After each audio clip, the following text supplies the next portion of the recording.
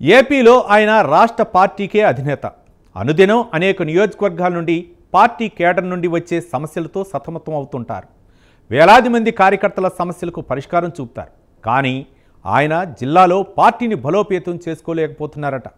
అంతేకాదు ఆయన ప్రాతినిధ్యం వహిస్తున్న నియోజకవర్గంలో కూడా రోజురోజుకు పట్టుకోల్పోతున్నారట. దీంతో ఇదే అదునుగా వచ్చే ఎన్నికల్లో ఆయన సీటుపై చాలామంది కన్నేశారట. పార్టీ పగ్గాలు చేపట్టి ఏడాదవుతున్నా ఆయన ఇంట గెలవలేకపోవడానికి కారణమేంటి? ఇంతకీ ఎవరా రాష్ట్ర నాయకుడు?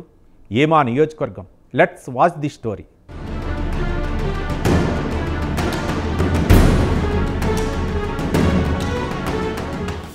ఆయనేనండి. ఎస్, కరెక్టే. మీరు అనుకున్న పల్లా శ్రీనివాసరావు. ఏపీ రాజకీయాల్లో పెద్దగా పరిచయం అవసరం లేని నేత. గాజువాక నుంచి 95,000 మెజారిటీతో విజయం సాధించడం లేటెస్ట్ రికార్డ్. బీసీ కార్డ్ విధేయత కలిసి వచ్చి మంత్రైపోతారనే ప్రచారం జరిగినా అంతకు మించిన గౌరవం ఇచ్చింది హైకమాండ్. అధికారంలో ఉన్న పార్టీకి రాష్ట్ర అధ్యక్షుడిగా నియామకం జరగడంతో పల్లా ప్రొఫైల్ నెక్స్ట్ లెవెల్కు వెళ్ళింది. కూటమి పార్టీల సమన్వయం, అటు ప్రభుత్వానికి ఇటు పార్టీకి సంధానకర్తగా పనిచేయడం కొత్త అనుభవం. పల్లాకు ప్రత్యేక సెక్యూరిటీ, బుల్లెట్ ప్రూఫ్ వాహనం వంటి సౌకర్యాలను కల్పించింది సర్కార్. పూల కిరీటం వంటి ప్రెసిడెంట్ పోస్టులో ఉన్న శ్రీనివాస్ కు ప్రాక్టికల్ గా అగ్ని పరీక్షలు ఎదుర్కోవడం ఛాలెంజ్ గా మారిందని పొలిటికల్ సర్కిల్స్ లో చర్చ. అది కూడా సొంత జిల్లా నుంచి కావడంతో రచ్చ గెలిచినంత ఈజీగా ఇంట గెలవలేకపోతున్నారనే చర్చ జరుగుతోంది.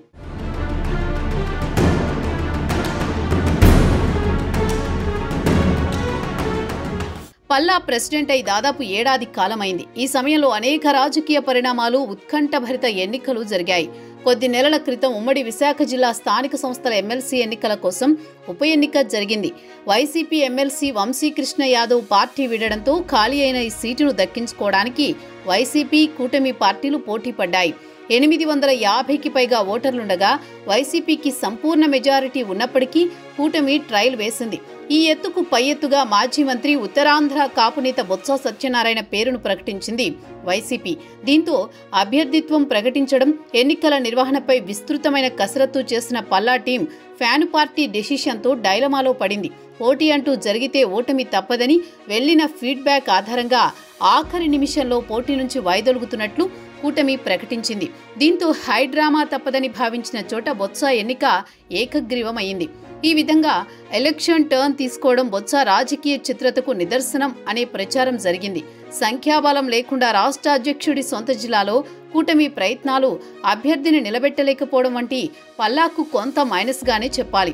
అధ్యక్షుడి హోదాలో వ్యూహాలు అమలు చేసిన లోకల్ బాడీ ఎన్నికల్లో బొత్స వంటి సీనియర్ నేతను ఛాలెంజ్ చేసి ఉంటే పల్లా ప్రతిష్ట మరింత పెరిగి ఉండేదని పార్టీలో చర్చ జరిగింది. అదే సమయంలో సంఖ్యాబలం లేకుండా పోటీకి దిగితే అభాసు పాలైపోయే వాళ్లమనే ఆందోళన వ్యక్తమైంది. మొత్తంగా పోటీ నుంచి టీడీపీ తప్పుకోవడం ఏమో కానీ అధ్యక్షుడిగా పల్లా నెత్తిన హైకమాండ్ పాలు పోసిందనే చర్చ నడిచింది.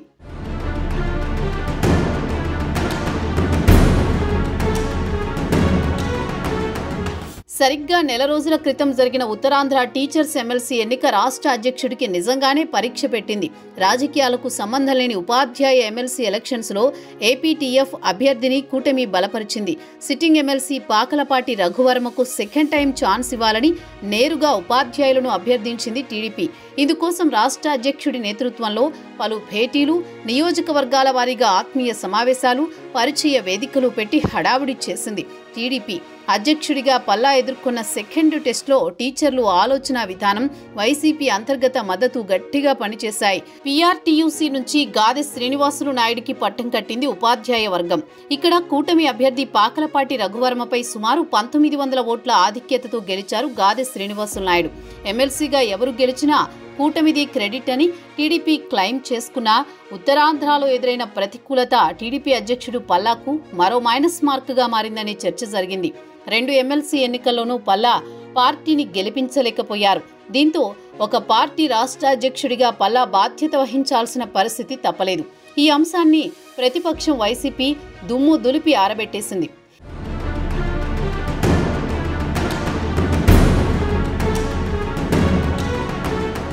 వీటిని ఎదుర్కోవడం ఒకెత్తైతే తాజాగా కూటమి చేపట్టిన ఆపరేషన్ వైజాగ్ మేయర్ పల్లాను మరింత పరేషాన్ చేసిందట.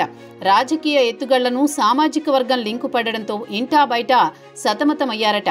98 స్థానాలున్న జీవీఎంసీలో 22 మంది యాదవ సామాజిక వర్గానికి చెందిన కార్పొరేటర్లు ఉన్నారు. ఎక్స్ అఫిషియో సభ్యులుగా ఎమ్మెల్యేలు పల్లా శ్రీనివాస్, వంశీకృష్ణ ఇద్దరూ ఓటర్లు. గత వైసీపీ మేయర్ హరివెంకట కుమారి యాదవ సామాజిక వర్గమే. 4 ఏళ్లు వైసీపీ పాలనలో ఉన్న మేయర్ పీఠంపై టీడీపీ అవిశ్వాసం నోటీసులు అనేక నాటకీయ పరిణామాల మధ్య టీడీపీ మేయర్ పీఠం దక్కించుకోగలిగింది. ఈ వ్యవహారం క్యాస్ట్ వైపు మల్లగా యాదవ సంఘాలు రోడ్డెక్కేశాయి. రాష్ట్ర అధ్యక్షుడు, 2 ఎమ్మెల్యేలు ఉన్న చోట బీసీ మహిళలకు అన్యాయం జరిగితే సహించమని నిరసనలు మొదలయ్యాయి. పార్టీ విధానం ప్రకారం హరివెంకట కుమారిని దించేయడం అనివార్యమైతే మళ్లీ యాదవ సామాజిక వర్గానికి చెందిన మహిళను ఎంపిక చేయడం లేదా ప్రస్తుత మేయర్ను కొనసాగించే విధంగా బాధ్యత పల్లాని తీసుకోవాలని సంఘాలు ఒత్తిడి చేశాయి. ఒకవైపు ఎమ్మెల్సీ ఎన్నికల్లో ఓటమి పాలైన పల్లా ఈసారి తన సొంత సామాజిక వర్గానికి దూరమయ్యారట. టీడీపీ పార్టీ అధిష్టానం యాదవ అభ్యర్థికి మేయర్గా అవకాశం ఇవ్వకపోవడంతో పల్లాపై ఆ పాపం పడిందట.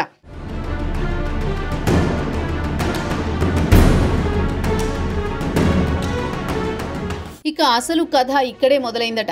ఏ సామాజిక వర్గం బలంతో అయినా ఆయన ఇంతకాలం పదవులు అనుభవిస్తూ వచ్చారో ఇప్పుడు ఆ సామాజిక వర్గమే ఆయనకు దూరమయ్యే పరిస్థితి వచ్చిందని టాక్ నడుస్తోంది. టీడీపీ అధిష్టానాన్ని ఒప్పించి తన సామాజిక వర్గానికే మేయర్ పీఠం దక్కించుకోలేకపోయారని, మేయర్గా ఉన్న తన సామాజిక వర్గానికి చెందిన ఒక మహిళను తప్పించడానికి ఇన్ని కుట్రలు చేయాలా అంటూ పల్లాపై ఆయన సామాజిక వర్గమే ధ్వజమెత్తే పరిస్థితి ఏర్పడింది. ఏడాది పాటు రాష్ట్ర అధ్యక్షుడిగా ఉన్న పల్లా ఇంటా బయట గెలిచారా, ఓడారా, ఎవరికి దగ్గరయ్యారు, ఎవరిని దూరం చేసుకున్నారు, కనీసం జీవీఎంసీ ఎన్నికల్లో అయినా టీడీపీ మేయర్ పీఠం దక్కించుకోగలిగింది లేదా 2 ఎమ్మెల్సీ ఎన్నికల్లో మాదిరిగా పల్లా చేజార్చుకుని ఉంటే ఆయన పరిస్థితి ఏంటో ఊహించడానికే ఆందోళనగా ఉందంటున్నారు.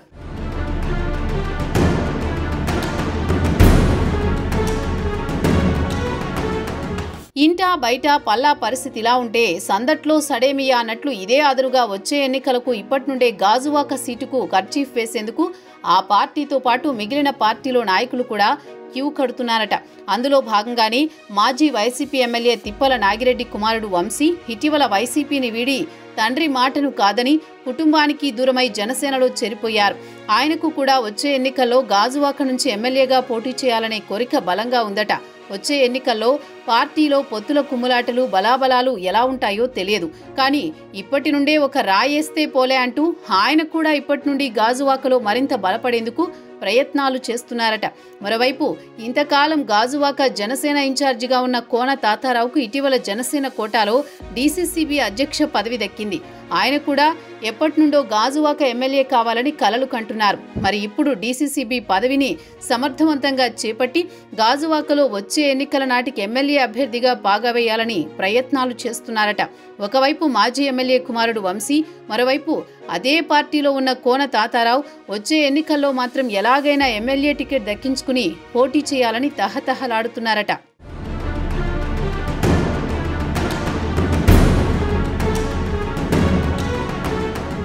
జనసేన నేతల సంగతిలా ఉంటే ఏకంగా పల్లా ఇంట్లోనే కుంపటి పెట్టారట మరొకరు. అదెలా అంటే పల్లా సోదరుడు కుమారుడు పల్లా కార్తీక్ ఆయన బాబాయ్ అయిన పల్లా శ్రీనివాసరావుతో ఇటీవల కాలంలో విభేదిస్తున్నారట.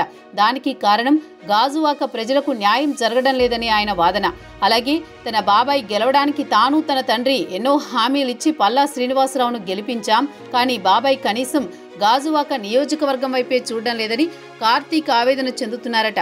అందులో భాగంగానే ఇటీవల ఆయన బాబాయ్తో విభేదించి గాజువాక ప్రజలకు సేవ చేయాలని భావిస్తున్నారట. అందులో భాగంగానే ఇప్పటికే వారి ట్రస్ట్ పేరిట అనేక సేవా కార్యక్రమాలు కూడా ప్రారంభించారట. కార్తీక్కు గాజువాక ప్రజల్లో కూడా మంచి ఆదరణ లభిస్తోందని అంటున్నారు. మరి రాష్ట్ర టీడీపీ అధ్యక్షుల వారు ఇంటా బయట చుట్టుముడుతున్న ఈ రాజకీయ సమస్యలను ఏ విధంగా పరిష్కరించుకుంటారో వేచి చూడాలి మరి.